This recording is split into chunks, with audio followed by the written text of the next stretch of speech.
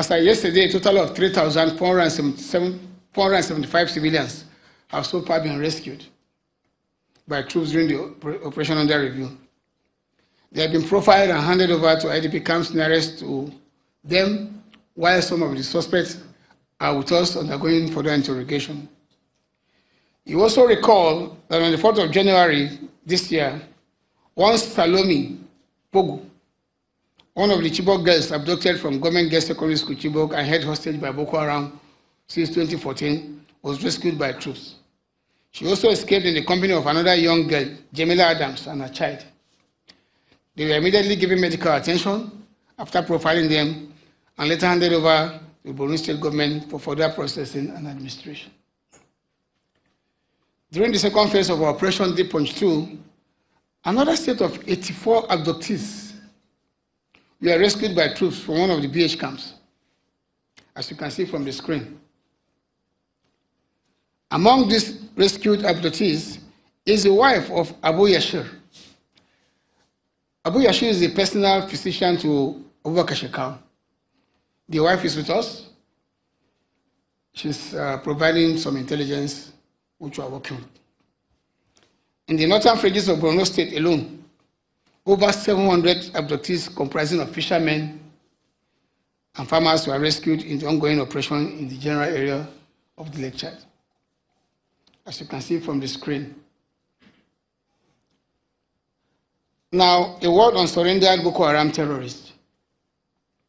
The ongoing operation by troops of Operation Lafiya Dole, intensified by artillery and area bombardment of identified Boko Haram enclaves through coordinated close air support, has yielded positive results. Aside decimating the ranks of the insurgents, several insurgents are realizing the futility of their struggle and are now abandoning the groups by surrendering to our gallant troops. In this operation, 750 insurgents surrendered to troops in the general area of Mungunu, while 63 insurgents surrendered in the area of Damboa and Chibok. 93 insurgents surrendered to Cameroonian Defense Forces. A total of 167 insurgents were captured by troops during this operation.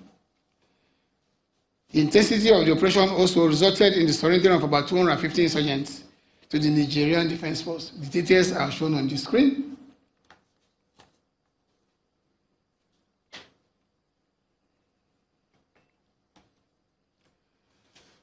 Now, a look at improvised explosive device attacks. The Boko Haram remain callous and continue to indulge themselves in contemptible acts of suicide bombing, forcefully using the most vulnerable in our society, innocent young children, women, as IED couriers. They are impatiently continue to target both civilian and military vehicles with their improvised explosive device, either planted on the road or conveyed in vehicle. Other couriers, means such as motorcycle and bicycle, have also been employed in this dastardly act. We want to speak to our people that our people should please be rest assured that we are dauntless and will tirelessly keep seeking out and neutralizing these Boko Haram suicide bomber couriers, as well as destroying their factories. Several suicide bomb attacks were proactively averted by own troops before they reach their target destination. The Boko Haram improvised explosive device planted along roads targeting innocent road users, also detected and safely detonated by our explosive ordnance disposal team. Let me mention just a few of these incidents along in this brief. On Tuesday, 9 January, our gallant troops deployed in Gambaru, Ngala, averted what would have been a very devastating suicide attack carried out by 3 female suicide bombers. 2 of the suicide bombers, strapped with a suicide vests who attempted to infiltrate Gambaru town, were taken out by own troops. The 3rd suicide bomber was also intercepted in the same general area and has been taken into custody with her suicide vest. In a similar situation, on the 21st January, 2 female suicide bombers hastily detonated their suicide vest in Dekwa Divisional Police Station when they were accosted by our gallant troops.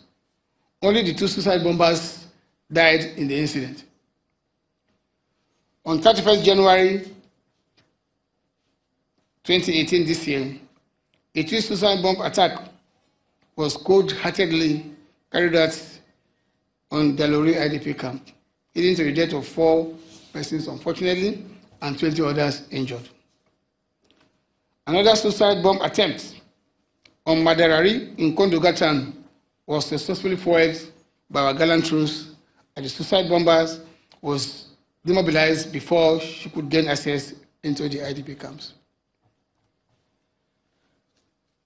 Gentlemen, in conclusion of this brief, it is not gainsaying that all of these operations conducted by troops of Operation Lafiya Dole that we have lost gallant comrades who courageously paid the supreme sacrifice rather than letting this bunch of valiants terrorize our nation. They fought for the just cause of defending the sovereignty and territorial integrity of our nation. At this point, I, the entire officers of soldiers, ratings and airmen, and members of other security agencies of Operation Lafiya Dole commiserate with the families of the fallen heroes.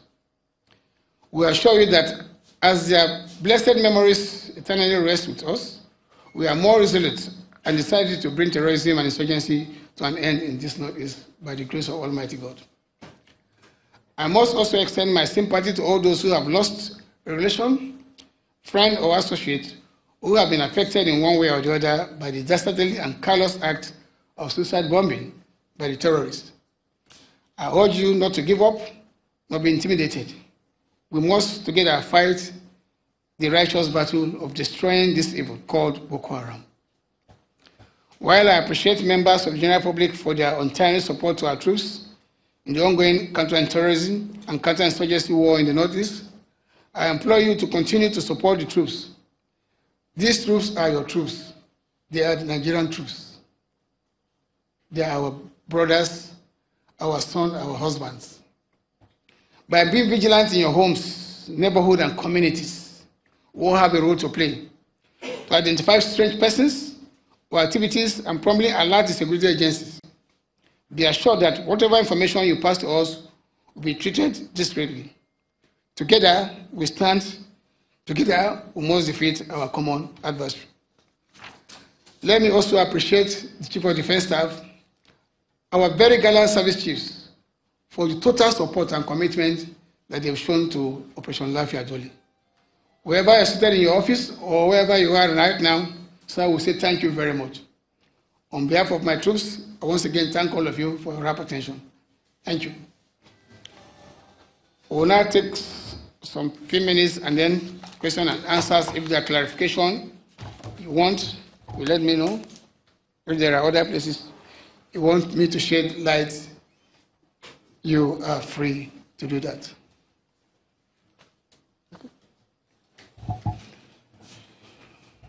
The floor is okay, yeah?